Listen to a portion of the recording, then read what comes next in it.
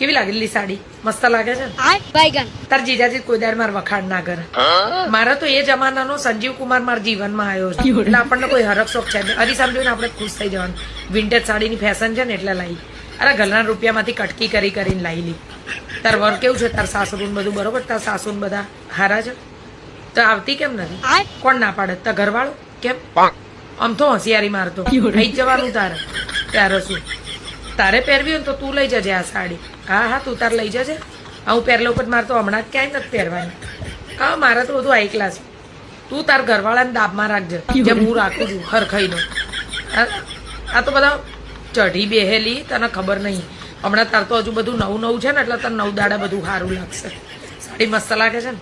આ ઘરમાં મસ્ત ચેવડો ને સેવ ને બધું બનાવ્યું છે. ખાઈને જજે અને રહેવા આવજે અલી, મજા આવશે. આ દિવાળી પતે પછી આવજે. અમારે તો આવવાની નણંદ માથે બેવા 10 દાડા. ત્યારે શું છોકરાઓને વેકેશન હોય એટલે